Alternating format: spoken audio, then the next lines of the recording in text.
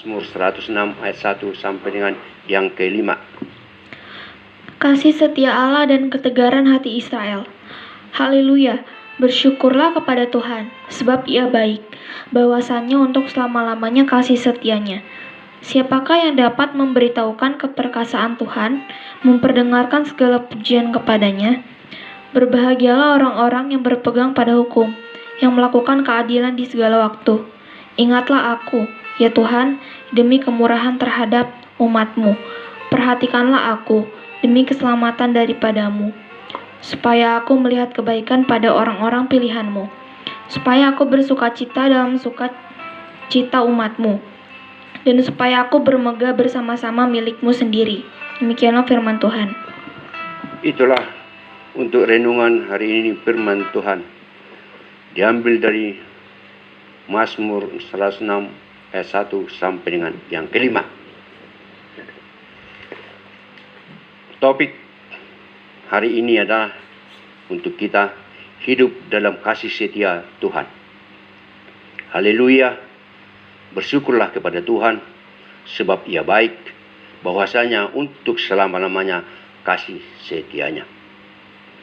Kehidupan kita di dunia ini diwarnai keputusan-keputusan yang kita ambil dari sekian banyak pilihan-pilihan.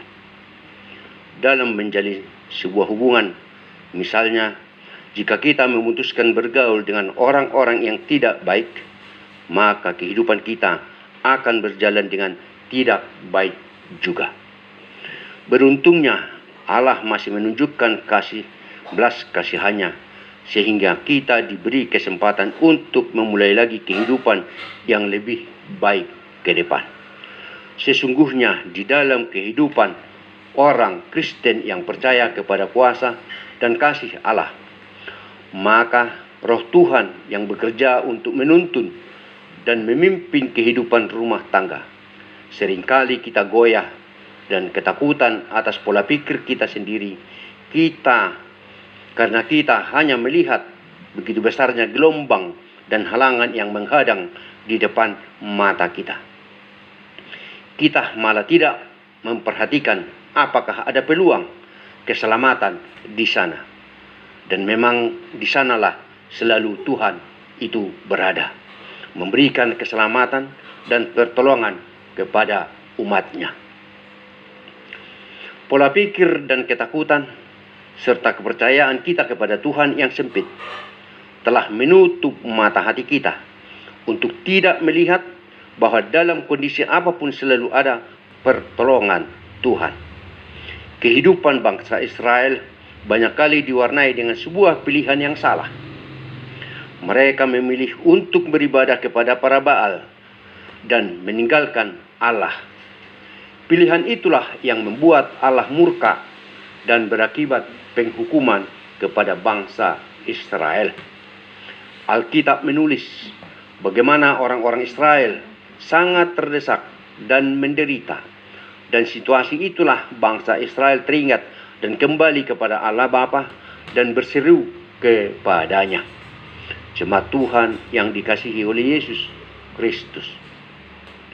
Kita seringkali takut akan adanya halangan dan rintangan di hadapan kita, dan membuat kita selalu ragu-ragu untuk menjalani kehidupan ini. Padahal Allah memberkati kita dengan keperkasaan, dan Ia yang membuat jalan kita rata. Allah, Dialah yang mengikat pinggangku dan membuat jalanku rata. Mazmur 18 ayatnya yang ke-33. Pada saat kita mendapat kesulitan dan masalah, maka kita menempatkan Tuhan Allah sebagai benteng terakhir untuk berseru kepadanya.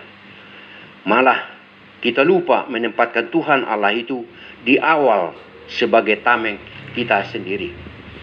Alhasil, kita harus menderita dahulu, baru kita berseru kepada Tuhan untuk meminta pertolongan. Tentunya kita telah salah menempatkan di manakah keberadaan Tuhan kita saat itu. Sekalipun aku berjalan dalam lembah kekelaman, aku tidak takut bahaya, sebab Engkau beserta besertaku, gedamu dan tongkatmu, itulah yang menghibur aku. Mazmur 23 ayatnya yang keempat. Kalau kita cermati dari awal, maka selalu saja kita membuat Tuhan itu menjadi benteng terakhir. Sesudah kita menderita, baru kita berseru. Tetapi sebenarnya kalau kita menempatkan Tuhan Allah Bapa di depan sebagai tameng kita, sebagai suluh-suluh di dalam kehidupan kita, sebagai tongkat di dalam jalan terjal, maka kesusahan itu tidak akan ada. Walaupun ada, Tuhan akan selalu beserta kita, karena Tuhan tidak pernah meninggalkan umatnya. Jadi kalau kita menempatkan dia di depan, dia akan berakhir dia sampai perjuangan itu berakhir. Tadi kita sudah mendengarkan Mazmur 234. Orang selalu bilang ini Mazmur Jisamsu. 234 kan Jisamsu.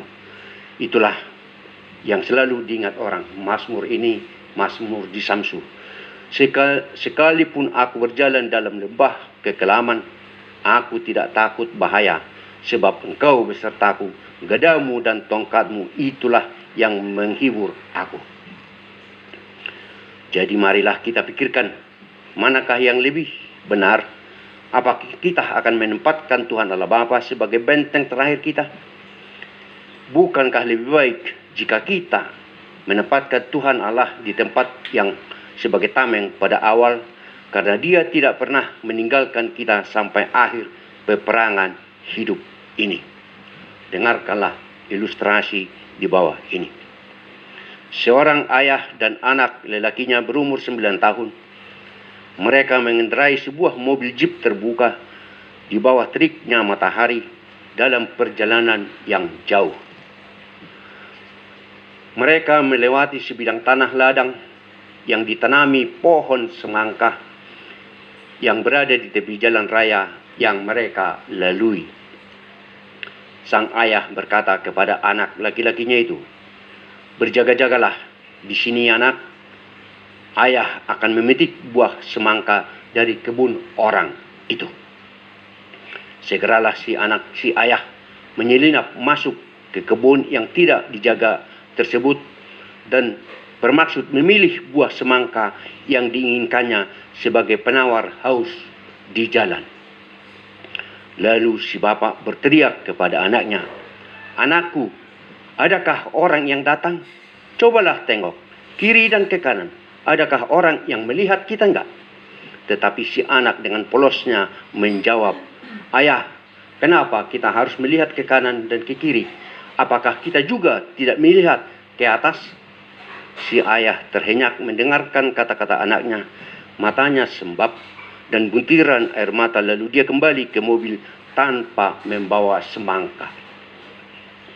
Sepanjang jalan dia merenung akan ucapan anak lelakinya, lalu dia mulai insaf. Karena bagaimanapun kita pintarnya bersembunyi dari penglihatan manusia, namun semua terlihat jelas di mata Tuhan dari atas sana. Mazmur 139 ayat 2 mengatakan, "Engkau mengetahui kalau aku duduk atau berdiri, engkau mengerti pikiranku dari jauh." Jemaat yang dikasihi oleh Yesus Kristus, Yesus memberitahukan tanda zaman yang akan melanda orang Yahudi dan orang Kristen serta tentang hari kiamat. Yerusalem akan hancur, bait Allah akan menjadi puing reruntuhan, dan rakyat Yahudi akan dibantai oleh pedang. Bangsa-bangsa akan berperang, bangsa-bangsa akan bertikai, dan kehancuran terhadap lingkungan hidup akan datang. Munculnya penyakit yang merenggut nyawa, dan iman orang-orang Kristen akan diuji kemurniannya melalui penganiayaan dan melalui siksaan-siksaan. Kejahatanmu akan menghajar engkau, dan kemurtadanmu akan menyiksa engkau. Ketahui dan lihatlah betapa jahat dan pedihnya engkau meninggalkan Tuhan Allahmu dan tidak gemetar terhadap aku. Demikianlah firman Tuhan Allah semesta alam. Yeremia 2 ayatnya yang ke-19. Yesus tidak sedang menakut-nakuti umatnya termasuk kita saat ini. Tetapi Yesus mau agar para murid-muridnya dan kita waspada dan peka, sensitif dan bukan menyerah, melainkan berjaga-jagalah. Karena tekanan kepada Injil dan keimanan kita dapat datang dari mana saja, maka kita diminta untuk menguatkan iman dan kepercayaan kepada firman Tuhan Allah Bapa. Karena ingatlah kasih setia Tuhan senantiasa bersama-sama dengan kita. Amin. Itulah renungan buat kita